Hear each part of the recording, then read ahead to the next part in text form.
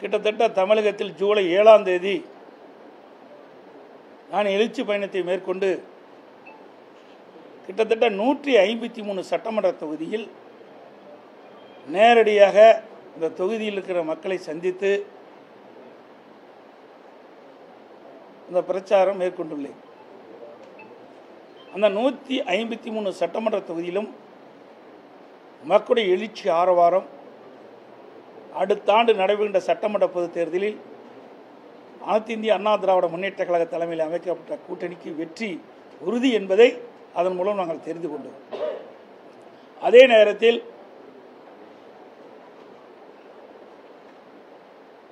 மக்கள் விரோத திராவிட முன்னேற்ற கழக அரசை அகற்ற வேண்டும், அதையும் அந்த எழுச்சி பயணத்தின் போது நான் உணர்ந்து கொண்டேன். இன்றைய தினம் 2 நாட்களாக நான் டெல்லி சென்று வந்த பிறகு பல்வேறு விமர்சனங்கள் ஊடகத்திலையும் பத்திரிகையிலும் வெளிவந்து கொண்டிருக்கின்றன. நான் கொஞ்சம் விளக்கமாக தெளிவாக இந்த நேரத்தில் தெரிவிக்க விரும்புகிறேன்.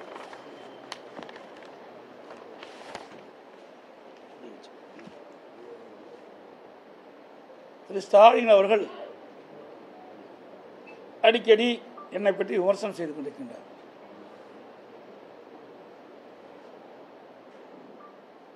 திராவிட முன்னேற்ற கழகம் எதிர்க்கட்சியாக இருந்த பொழுது எப்படியெல்லாம் நடந்து கொண்டார் என்பதை உங்களுக்கு தெரியும்.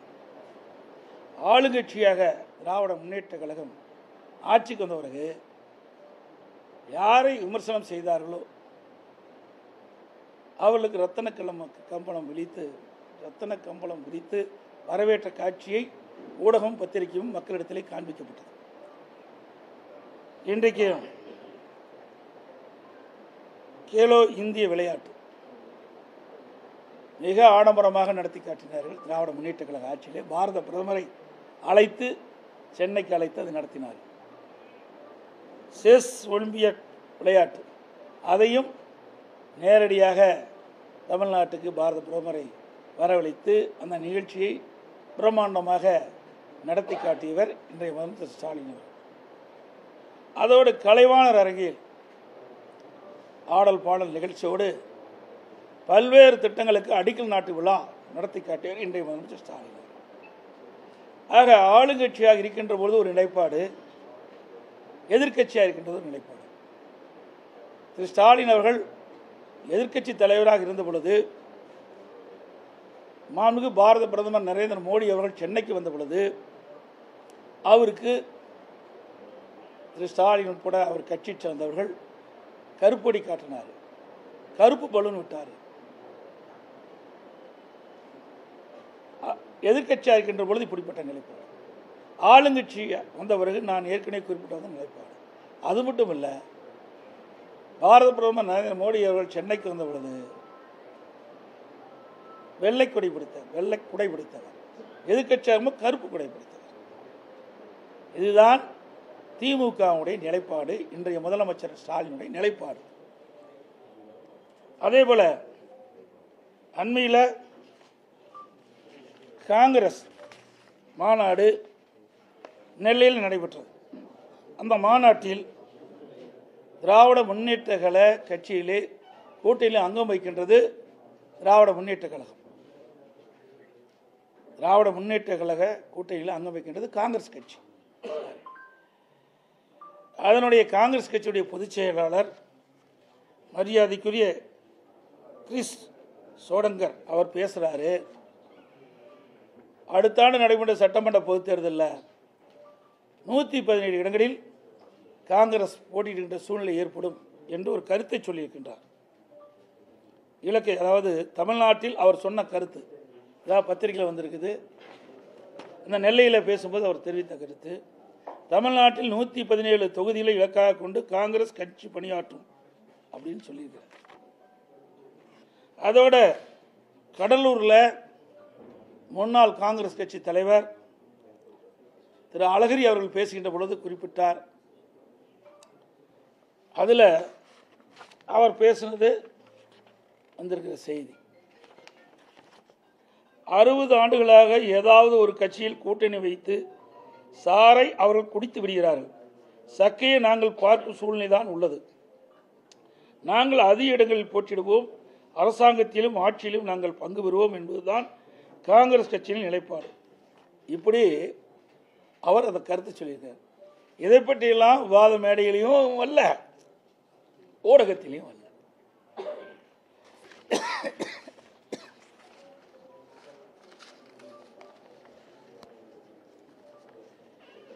நான் உள்துறை அமைச்சரை சந்திக்கிறேன் என்று எல்லா ஊடக நண்பர்களுக்கும் தெரிவித்துட்டேன், பத்திரிகையிலும் தெரிவித்துட்டேன். அதையும் நீங்கள் வெளிப்படுத்தினீங்க.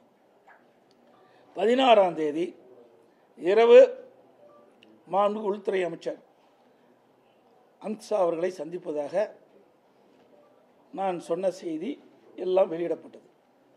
அதன் அடிப்படையிலே இரவு அவரை நான் சந்திக்க சென்றேன். என்னோடு கட்சியுடைய மூத்த தலைமை கழக நிர்வாகிகள், எங்களுடைய மாநில உறுப்பினர்கள் எல்லாம் சென்று அவர்களை சந்தித்து விட்டு வந்தேன். காலம் நேரம் அதிகமான காரணத்தினால அப்பொழுது எங்கோடு இருந்தவர்கள் எல்லாம் 10 மணிக்கு நீங்கள் செல்லுங்கள், நான் பேசிவிட்டு வருகிறேன் என்று சொன்ன பிறகு அவர்களெல்லாம் சென்றார்கள். நான் காலையில் மரியாதைக்குரிய மாண்புமிகு இந்திய நாட்டுடைய குடியரசு துணை தலைவர் அவர்களை நேரடியாக ஒரு இல்லத்தில் சந்தித்து அவருக்கு வாழ்த்து கூறினோம். நானும் என்னோடு எங்களுடைய கட்சி மூத்த நிர்வாகிகள், மாநில உறுப்பினர்களெல்லாம் சென்று அவர்களுக்கு வாழ்த்து தெரிவித்தோம். அப்பொழுதும் நான் அரசாங்க காரில் தான் பயணம் செய்தேன். இதையெல்லாம் திட்டமிட்டு பத்திரிகைகள், ஊடகத்தில் செய்தி வெளியிடுவது என்று நன்றாக தெரிந்துதான் தமிழ்நாடு இல்லத்தில் இருந்து அரசாங்கத்துக்கு சொந்தமான காரில் தான் நான் துணை ஜனாதிபதியை சந்தித்து பேசினேன். பிறகு மரியாதைக்குரிய உள்துறை அமைச்சர்கள் இடைவெளியை சந்திக்கின்ற பொழுதும் நானும் என்னுடைய மூத்த கட்சி நிர்வாகிகளும் என்னுடைய காரிலே, அரசாங்க காரில் தான் நேரடியாக உள்துறை அமைச்சர் வீட்டுக்கு சென்று அவரை சந்தித்தேன். பிறகு சந்தித்து விட்டு அவர்கள் வெளியிலே சென்று விட்டார்கள். பிறகு நான் ஒரு 10-20 நிமிடம் அவர்களிடையே பேசிவிட்டு பிறகு அவர்கள் பல்வேறு பணி இருந்த காலத்தில் உள்துறை அமைச்சர் அந்த பணியை மேற்கொண்டு விட்டார்.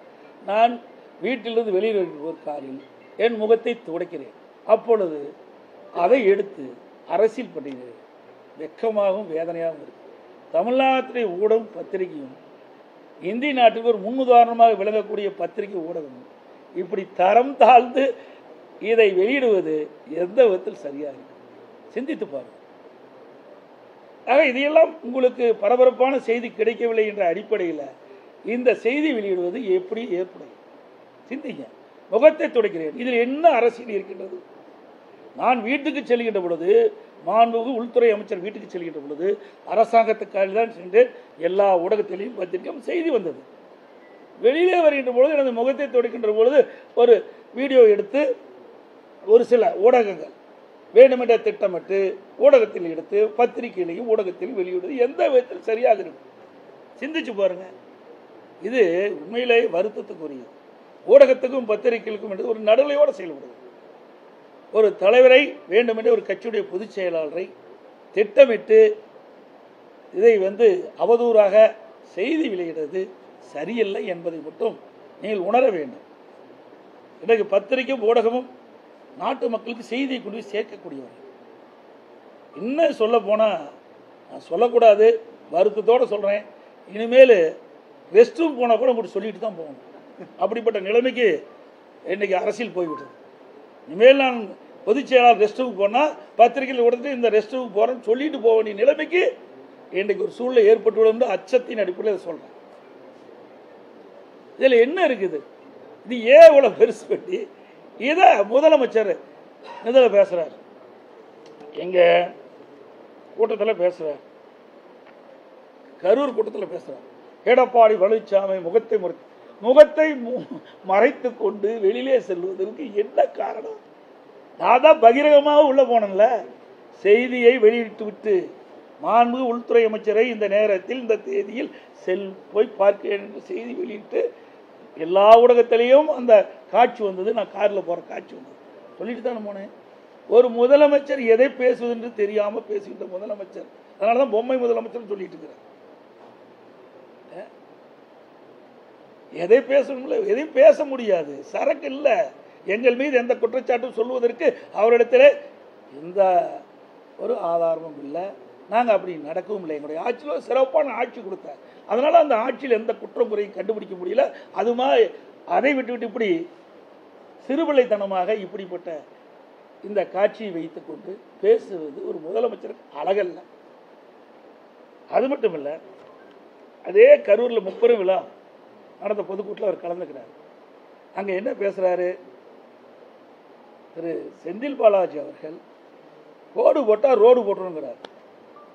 இப்போ அதே செந்தில் பாலாஜி அதே கரூரில் எப்படி பேசினார் என்பதை இந்த நாட்டு மக்கள் பத்திரிகையின் வாயிலாக, ஊடகத்தின் வாயிலாக தெரிந்து கொள்ள வேண்டும். அவரை பற்றி சொல்ல வேண்டிய அவசியமே இல்லை. ஏற்கனவே 15 முறை அமைச்சரவை மாற்றினப்போ இவரை மட்டும் என்னடா ஒரு முக்கியத்துவமான அமைச்சராக இருந்தார். சசிகலாவுக்கு நெருக்கமாக, அதை விட இளவரசுக்கு மிக மிக நெருக்கமாக இருந்தவர் செந்தில் பாலாஜி. அந்த செந்தில் பாலாஜி அமைச்சரவை 15 முறை ஏற்கனவே மாற்றி அமைச்சாங்க. அப்பெல்லாம் அவரை மாத்தல, சீனியர் அமைச்சர்லாம் மாத்தினாங்க. ஆனா இந்த ஜூனியர் அமைச்சரை மாத்திரம் மாத்தல. இடையில அந்த அம்மா ஜெயிலுக்கு போனப்போ யார முதலமைச்சராக தேர்ந்தெடுக்கலாம்னு சொல்றப்போ அந்த பட்டியலில் இவர் இருந்தாருங்க. இவர் கெட்ட கேடு செந்தில் பாலாஜி பேர் இருந்துச்சுங்க. அப்போ இதான் வேண்டிய. ஆக இன்னைக்கு பாத்தீங்கன்னா அவரு மட்டும் இல்ல, ஒட்டுமொத்தமாக பாலாஜியினுடைய தம்பி இந்த கரூர் மாவட்டத்தை தன்னுடைய கட்டுப்பாட்டில் வச்சிருக்கிறாரு. கட்டுப்பாடுனா கொள்ளையடிக்கிறதுல, ஊழல் செய்யறதுல, லஞ்சம் வாங்குறதுல, அந்த கட்டுப்பாட்டில் வச்சிருக்கிறார். ஆள் கடத்தல், நில அபகரிப்பு புகார்கள் எல்லாம் இன்னைக்கு நீதிமன்றத்தில் இருக்கு. அதே மாதிரி பேருந்துகளுக்காக ஒரு கருவி வாங்கினாங்க, டிக்கெட் கொடுக்கறதுக்கு ஒரு கருவி, ஜிஎஸ்பி கருவி. அந்த கருவியில ஊழல் நடந்திருக்குன்னு சட்டமன்றத்தில் நான் தான் ஆதாரத்துடன் எடுத்து பேசினேன். இது வரைக்கும் முறையான மறுப்பு கிடையாது. அது மட்டும் இல்ல, பொறியியல் படிச்சுக்கிட்டு இருந்த ஒரு இளைஞன் கோகுல் என்பவரை கடத்தி அவனை கொலை மிரட்டல் செஞ்சு அவனுடைய சொத்துக்களை எல்லாம் பறிமுதல் செஞ்சு அவன் அதற்கு பிறகு அந்த குடும்பத்தை சார்ந்தவர்கள் நீதிமன்றத்துக்கு போய் அந்த பிரச்சனை இப்ப நீதிமன்றத்தில் இருக்கு. இப்ப எங்க இருக்காருன்னு தெரியல. அந்த கோகுல் தலைமறைவாகி எங்க இருக்கிறார் என்று தெரிய முடியாத நிலையில இன்றைக்கு இருந்து கொண்டிருக்கு. அது மட்டுமா, அது மாதிரி நிறைய இருக்குது. இப்படிப்பட்டவரை யார் சொன்னது? இன்றைய முதலமைச்சர் அன்றைய தினம் திரு செந்தில் பாலாஜி அவர்கள் அவர் அமைச்சராக இருந்த பொழுது, அவர் எதிர்க்கட்சியில் திராவிட முன்னேற்ற கழக தலைவர் திரு ஸ்டாலின் இருந்த பொழுது சொன்ன கருத்து. இப்போ அதுக்குள்ளேயே புனிதமாயிட்டாரா? இப்போ எத்தனை வழக்கு அவர் மீது, எவ்வளவு பிரச்சனை? அவரே ஊழல்வாதின்னு சொன்ன பிறகு அந்த ஊழல்வாதிக்கு இவர் எப்படி அமைச்சர் கொடுத்தாரு? நாம சொல்லல, திரு ஸ்டாலின் அவர்கள் சொன்ன கருத்து நீங்கள் எல்லா பத்திரிகையில் வந்து ஊடகத்திலையும் வந்திருக்கு. நினைவூட்டத்தான் இதை நான் கொண்டாடுறேன். ஒரு முதலமைச்சர் அவரே எதிர்கட்சியில் இருக்கும்போது ஊழல்வாதி என்று சொன்னவரை இவர் எப்படி அமைச்சரவையில் அமைச்சராக கொடுத்து சிறந்த இலாக்கா கொடுத்துருக்கார், பெரிய இலாக்கா கொடுத்தார். மின்சாரத்துறை கொடுத்தார், ஆயத்துறை கொடுத்தார். ஏன் அந்த கட்சியில் வேற ஆளே இல்லையா? மூத்த தலைவர்களே இல்லையா? கொடுப்பதை கொடுத்து பெறுவதை பெற்றார் திரு செந்தில் பாலாஜி. அது மட்டுமல்ல, இப்படிப்பட்டவர்களையும் எங்களை விமர்சனம் பண்ணுவதற்கு எந்த தகுதியும் கிடையாது, அருகதையும் கிடையாது. ரகுபதி சொல்றார், விசுவாசம் பற்றி சொல்றார். விசுவாசம் என்றால் என்ன விலை என்று கேட்கின்ற ரகுபதி அவர்களே, நீங்க எந்த இடத்துல இருந்து பேசுறீங்க? பொன்மனச்செம்மல் புரட்சித் தலைவர் எம்ஜிஆர் அதிமுகவை தோற்றுவித்த பொழுது தீய சக்தி திமுகவை விரட்ட வேண்டும் என்று தான் அந்த கட்சியை துவக்கினார். அதன் அடிப்படையில் தான் அனைத்து இந்திய அண்ணா திராவிட முன்னேற்ற கழகத்தில் வேட்பாளராக எனக்கு போட்டியிட்டு அனைத்து இந்திய அண்ணா திராவிட முன்னேற்ற கழகத்துடைய தொண்டர் ரத்தத்தை வியர்வையாக சிந்தி உங்களை எம்எல்ஏ ஆக்கினாங்க. பிறகு மாண்புமிகு புரட்சித் தலைவி அம்மாள் உங்களை அமைச்சராக்கி இந்த நாட்டிற்கு அடையாளம் காட்டப்பட்டார். உங்களை அமைச்சராக்கி அடையாளம் காட்டப்பட்ட காரணத்தினால்தான் திமுகவில் நீங்கள் போய் சேருவதற்கு இடம் கிடைத்தது. அதை அந்த நன்றியை மறந்து எங்கள் அனைத்து இந்திய அண்ணா திராவிட முன்னேற்ற கழகத்தை விமர்சனத்துக்கு எந்த அருகதையும் ரகுபதிக்கு கிடையாது.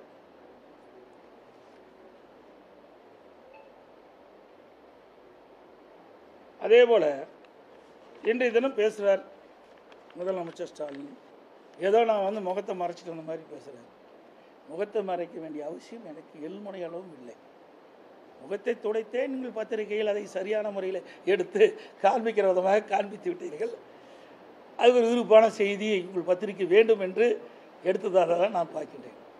இதே ஸ்டாலின் அவர்கள் நான் பெரும்பான்மையை நிரூபிக்கின்ற பொழுது சட்டை கிழித்து கொண்டு வெளியிலே வந்து ஆர்ப்பாட்டம் நடத்தினார். உங்களுக்கு நன்றாக தெரியும். யார் சட்டை கிழித்து கொண்டு வருவார்கள்? மணலை பாதிக்கப்பட்டவர்கள் தான் சட்டை கிழிச்சிட்டார்கள். அப்படிப்பட்ட நிலையில் வந்தவர் என்னை பற்றி பேசுவதற்கு எந்த வித இதுவும் தார்மீகம் கிடையாது.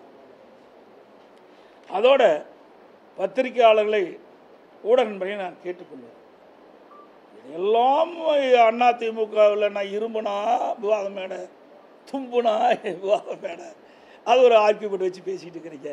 ஆளுங்கட்சியாக இருக்கும் போது முதலமைச்சா இருக்கும் போது தான் பேசுகிறீங்க. எனக்கு எதிர்கட்சியாக இருக்கும் சுமார் 8 ஆண்டு காலம் என்னை பற்றியே இந்த ஊடகத்திலையும் பத்திரிகைகளும் நீங்கள் விவாத மேடையில் வச்சும் பத்திரிகைகளையும் ஒளிபரப்புகளையும் பண்ணிட்டு இருக்கிறீங்க. அதுக்கு நான் நன்றி தெரிவிச்சுக்கிறேன். ஏன்னா எல்லாத்துக்கும் என்னை அடையாளம் காட்டிட்டீங்க. பரவாயில்ல, நன்றி. ஆனால் எவ்வளவு பெரிய பிரச்சனை நடந்திருக்கு. கிட்னி முறைகேடு நடந்திருக்கு.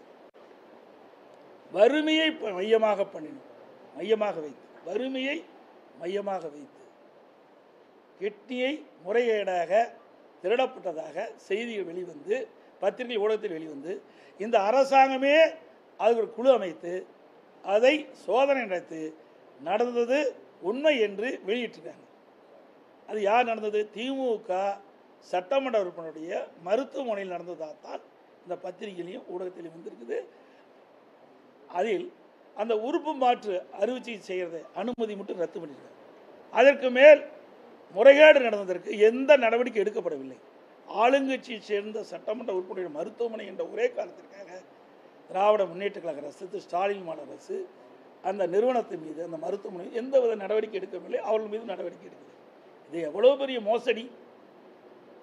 அதே போல் நாமக்கல் மாவட்டம் பள்ளி விளைத்தல பத்திரிகையில் ஊடகத்தில் வந்த செய்தி, ஒரு பெண்மணி தன் வறுமையின் காரணமாக தன்னுடைய கட்டிய சில பேர் ஆசை காட்டி பணத்தை ஆசை காட்டி அப்படி வறுமை மையமாக வைத்து அவர்கள் அதை கிட்னியை எடுக்க முயற்சிக்கின்ற பொழுது கிட்னிக்கு பதிலாக கல்லீரல் எடுத்திருக்கிறார். அதையும் அந்த பெண்மணி ஊடகத்தின் வாயிலாக பத்திரிகை வெளிப்படுத்தினாங்க. ஏதேதுக்கோ வழக்கு போடுகின்ற இந்த அரசாங்கம் இது ஏன் வழக்கு பதிவு செய்து உரிய நடவடிக்கை எடுக்கலை? இது எவ்வளவு பெரிய நாட்டிற்கு ஒரு கேடு. இதெல்லாம் சாதாரண விஷயமாக எடுத்துக்கொள்ள முடியாது.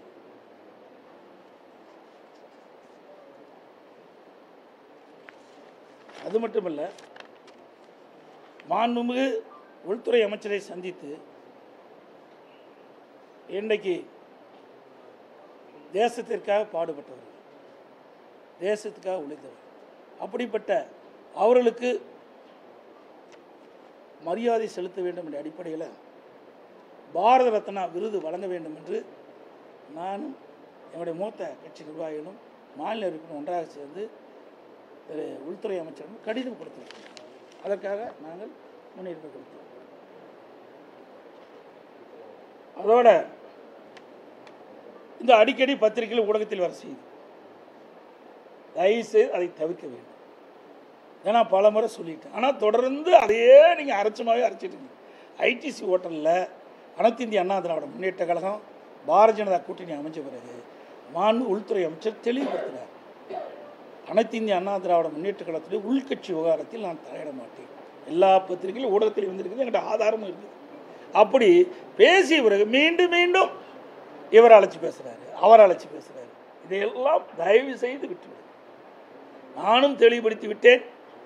அப்படி எந்த பேச்சுவார்த்தையும் நான் நடத்தவில்லை அவரோடு. அவரும் எங்களோட உள்கட்சி விவகாரத்தை தலையிடவில்லை. இதுக்கு முற்றுப்புள்ளி வைத்து விட்டேன். மீண்டும் யாரும் தயவு செய்து அருள் கூர்ந்து பத்திரிகையாளர் ஊடக நண்பர்களும் இந்த செய்தியை வெளியிட வேண்டாம் என்று அன்போடு கேட்டேன். அவர்களும் சொல்லிவிட்டார், நானும் சொல்லிவிட்டேன். இதோடு முடிந்து விட்டது. இதை அரைத்தமாகவே தொடர்ந்து உங்களுக்கு விருப்பமான செய்தி கிடைப்பதற்கு நாங்கள் எங்களை பயன்படுத்த வேண்டாம் என்று அன்போடு இந்த நேரத்தில் கேட்டுக்கிறேன்.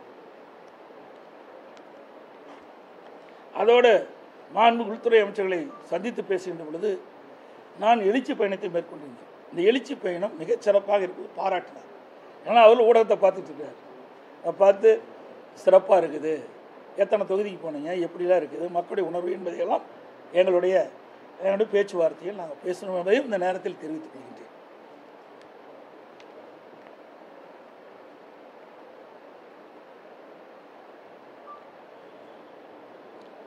இன்னொன்று, அண்மை காலமாக வேண்டுமென்றே திட்டமிட்டு கட்சி கட்டுப்பாடை மீறி சில பேர் செயல்படுகின்றார்கள்.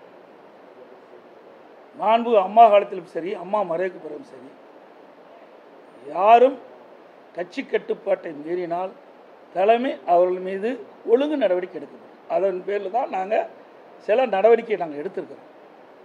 எதையும் இந்த பத்திரிகையிலே சொல்லிடுறேன். ஏன்னா அதுக்கு ஒரு காது மூக்கு கண்ணு வச்சு பத்திரிக்கை வெளியிடுறீங்க. தயவு செய்து நான் தெளிவுபடுத்திட்டேன். அதே போல் திரு டிடி அவர்கள் என்னை பற்றி சில கருத்து தெரிவிச்சிருக்கார். மாண்பு உள்துறை அமைச்சர் அவர்கள் ஐடிசி ஹோட்டலில் தெளிவாக சொல்லிட்டார், உட்கட்சி விவகாரத்தில் நான் தலையிட மாட்டேன்னு சொல்லிட்டார். அதிமுக என்டிஏ கூட்டணி அமைக்கப்பட்டு சொல்லிட்டார்.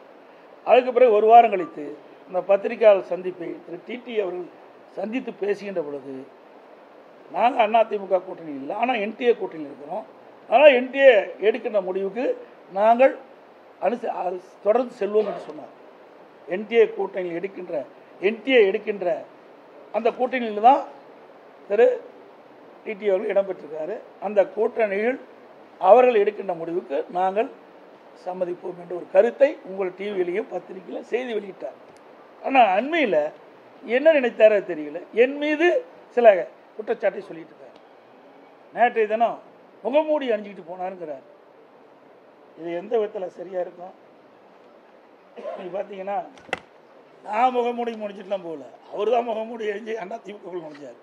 இது 19/12/2011 19/12/2011 குறிச்சிங்க. 19/12 அப்போது மாண்புமிகு புரட்சித் தலைவர் அம்மா அவர்கள் திரு டிடி தினகரன் அவர்கள் அடிப்படை உறுப்பு நீக்கப்பட்டு விட்டார். இது அம்மாவுடைய கையெழுத்து, உங்களுக்கு வேணா பார்த்துங்க. 10 ஆண்டு காலம் கட்சியிலே கிடையாது. மாண்பு அம்மா அவர்கள் மறைந்த பிறகு, இறந்த பிறகு, அப்பொழுதுதான் அந்த இறுதிச்சடங்கு வரார். அது வரைக்கும் அம்மா அவர்கள் இருக்கின்ற வரை அவர் சென்னை பக்கமே வரல. அவர் என்னை பற்றி பேசுறார். இது தேவையில்லை. அவர் எந்த உள்நோக்கத்தோடு பேசுகிறார் எனக்கு புரியல. ஏன்னா தேசிய தலைவராக இருக்கின்ற ஐயா பசும்பொன் முத்துராமலிங்க தேவர் அவர்களுக்கு பாரத ரத்னா இந்திய நாட்டுடைய உயர்ந்த விருதான பாரத ரத்னா கொடுக்க வேண்டும் அறிவிப்பு கொடுத்த பிறகுதான் இப்படிப்பட்ட கருத்தை சொல்லிட்டு இருக்கார். அதுக்கு முந்தியெல்லாம் இப்படிப்பட்ட கருத்தை சொல்லலை. இது என்ன உள்நோக்கத்தோடு பேசுகிறேன்னு எனக்கு புரியல.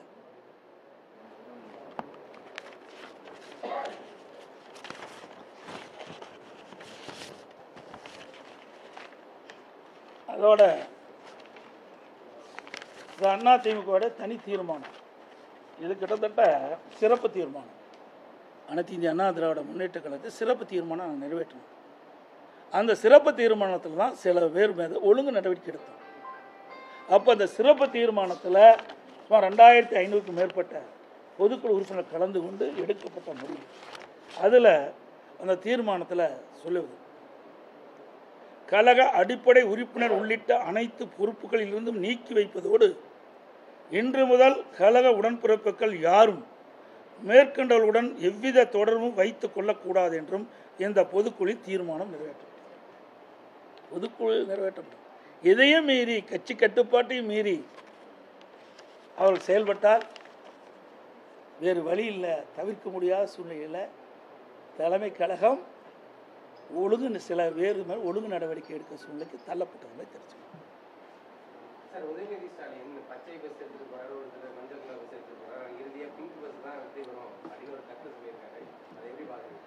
நான் பஸ் எடுத்தது ஒத்துக்கிட்டாரு. என்ன பஸ்ஸில் போனால் தான் நடக்கணும், அவரே ஒத்துக்கிட்டார். வாழ்த்துக்கள்.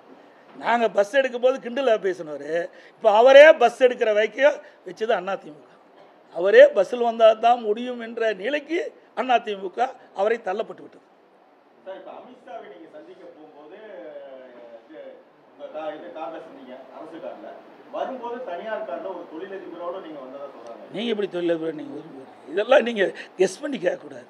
அதாவது ஒருவர் போகிறது வர்றது இதையெல்லாம் நீங்கள் இங்கிருந்து போகிறீங்க, நீங்கள் யாரோட பொண்ணு கேட்டேன்னா இங்கே வர்றது தான் பார்க்கணும். உள்துறை அமைச்சரை சந்திப்பதை மட்டும்தான் நீங்கள் கேட்கணும்.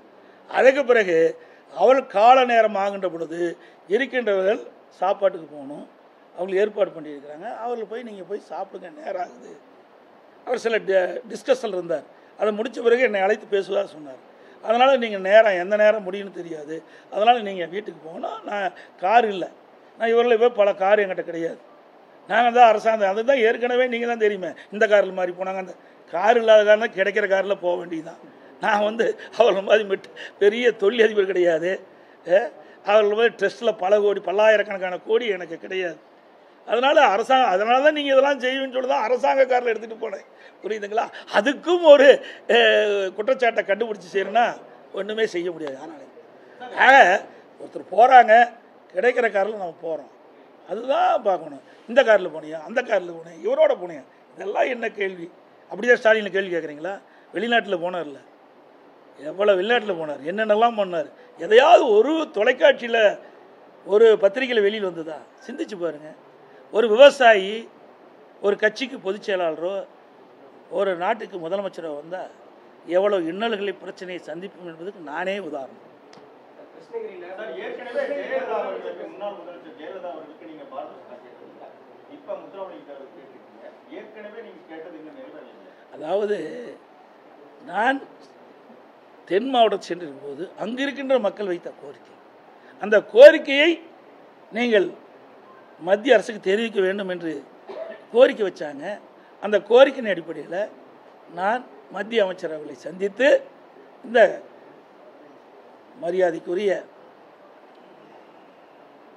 போற்றுதற்குரிய ஐயா பசுமன் முத்துராமலிங்க தேவருடைய அவருக்கு இந்திய நாட்டின் உயர்ந்த விருதான பாரத ரத்னை வழங்க வேண்டும் என்று கோரிக்கை கடிதம் கொடுத்திருக்கிறேன். நீட் தேர்வு குறித்து இப்ப நிறைவேற்ற முடியாத சூழல் இருக்குன்னு கிருஷ்ணகிரியில பேசும்போது முதலமைச்சர் அவரே ஒப்புக்கொண்டாரு. அதை எப்படி பாத்தீங்க? நீட் தேர்வு நிறைவேற்ற முடியாதுன்னு நிறைவேற்றுவோம் அப்படின்னு சொன்னாரு, நீட் தேர்வை ரத்து பண்ணணும்னு சொன்னாரு, ஆனா ரத்து செய்ய முடியாத நிலை இருக்கு அப்படின்னு அவரே சொல்லியிருக்காரு. எப்படி பாத்தீங்க? இது ஏமாற்று வேலை என்றது நாட்டு மக்கள் புரிஞ்சுக்கிட்டாங்க. இது ஏமாற்று வேலை, திரு ஸ்டாலின் அவர்கள் சொல்வது பொய்யான செய்தி என்பது நாட்டு மக்களுக்கு அவரே அம்பலப்படுத்தி விட்டார். நான் ஏற்கனவே தான் இதை சொன்னேன். 2021 சட்டமன்ற பொதுத் தேர்வு தான் தெரியும். உச்சநீதிமன்றத்தில் தீர்ப்பு வந்து விட்டது. அந்த தீர்ப்பை மீறி மாநில அரசு செயல்பட முடியாது. அதனால தான் நாங்கள் நீட் தேர்வை அமல்படுத்த முடியல. ஆனால் நீட்டுக்கு விதிவிலக்கு அளிக்க வேண்டும் என்று தொடர்ந்து மத்திய அரசை வலியுறுத்தி வந்தோம். அதே தான் திராவிட முன்னேற்ற கழகத்தைச் சேர்ந்தவர்கள் திட்டமிட்டு உச்சநீதிமன்ற தீர்ப்பை அவர்கள் நடைமுறைப்படுத்தியே ஆக வேண்டும். அது மீறி செயல்படுத்த முடியாது, முழுமையாக அவருக்கு தெரியும். ஆனால் அந்த நேரத்தில் இளைஞர்களையும் பெற்றோர்களையும் பொதுமக்களையும் கவர்ச்சிகரமாக பேசி ஒரு பொய்யான அறிவிப்பை வெளியிட்டு அவருடைய வாக்குகளை பெற்று ஆட்சிக்கு வந்த பிறகு 4 ஆண்டு காலமாக நாங்கள் நீட் தேர்வை ரத்து செய்வோம் என்று அந்த இளைஞர்களை ஏமாற்றி 25 உயிர்கள், விலை மதிக்க முடியாத உயிர்கள் இன்றைக்கு திராவிட முன்னேற்ற கழக தலைவருடைய அறிவிப்பால் இழந்திருக்கின்றோம். அது மட்டும் இல்லை, இன்றைய துணை முதலமைச்சர் உதயநிதி ஸ்டாலின் அவர்கள் நீட் தேர்வை ரத்து செய்வதற்கு ரகசியம் இருப்பதாக பத்திரிகையிலும் ஊடகத்திலையும் செய்தியை வெளியிட்டார். பேசும்போது சொன்னார், எல்லாத்திலையும் வந்திருக்குது. இப்படியெல்லாம் நாட்டு மக்களை ஏமாற்றிட்ட கட்சி திமுக கட்சி என்று மக்கள் அடையாளம் கண்டு கொண்டு விட்டார்.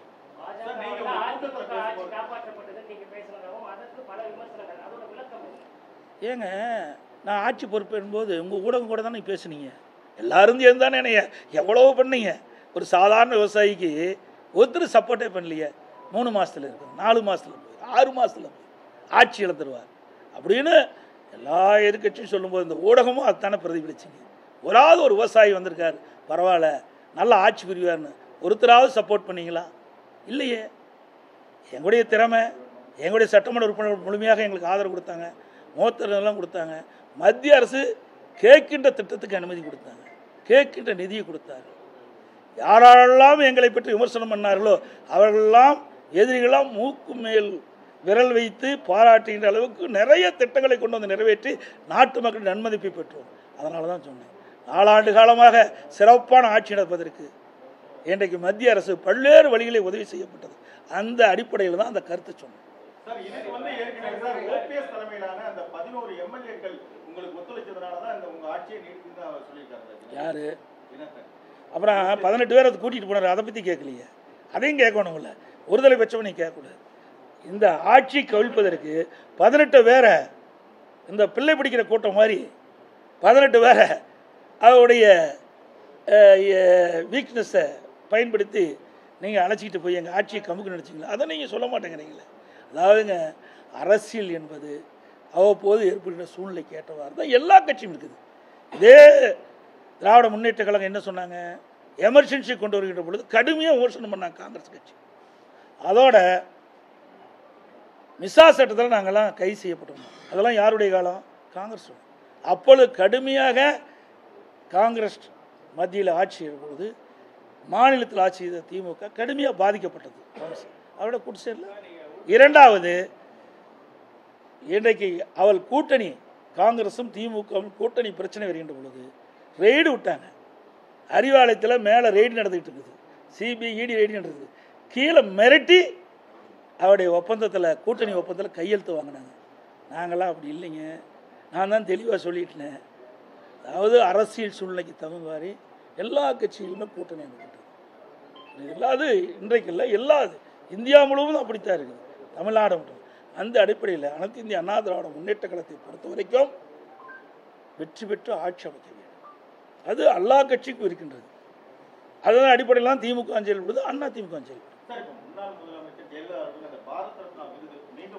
அதாங்க நான் சொல்லிட்டேனே, நாங்கள் கொடுத்துருக்குறோம், அதெல்லாம் ஏற்கனவே சொல்லிட்டு தான் இருக்கிறோம். ஆனால் அந்த கொடுக்கின்ற நிலையில் மத்திய அரசாங்கம் அதை பரிசீலிப்பு தான் சொல்லிக்கிறேன்.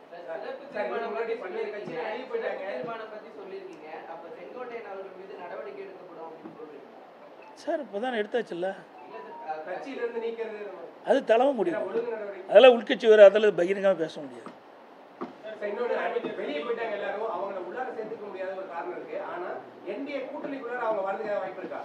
இதெல்லாம் உட்கட்சியில் பேச வேண்டியது, இதெல்லாம் இது மாதிரி பகிரங்கமாக பேசலாம் முடியாது. அதான் இல்லைன்னு நான் சொல்லிட்டேனே, நான் தான் தெளிவாக சொல்லியாச்சு, அவரும் தெளிவாக சொல்லிவிட்டார். மீண்டும் மீண்டும் இதே கேள்வி ஏன் கேட்டுட்டு இருக்கீங்க? அரைச்சமாவே அரைக்கக்கூடாது என்று இப்போ தான் நான் சொன்னேன். சொல்லி நாங்கள் தெளிவாக சொல்லியாச்சு சார். நாங்கள் தான் நீங்கள் சந்திக்கிறது இதுதான் பேசுவானே, எப்படி உங்களுக்கு தெரியும்? நீங்களா ஒரு கற்பனை கேட்குறீங்க, யாரோ சொல்லிக் கொடுக்குறது வந்து இங்கே வந்து பேசுகிறீங்க.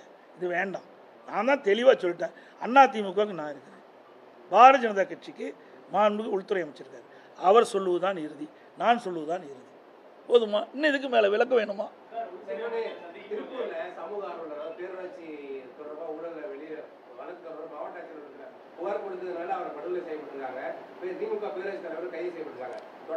நீ அவரை கேளுங்க, அவரை கேட்க வேண்டிய கேள்வி என்னை கேட்டால் எனக்கு என்னது? அதாங்க, எனக்கு என்னை கேட்க வேண்டிய கேள்வி கேளுங்க, அவரை கேள்வி கேட்கறது அவரை கேளுங்க. அனைத்து ஊடகங்களுக்கும் பத்திரிகைகளுக்கும் நன்றி, வணக்கம்.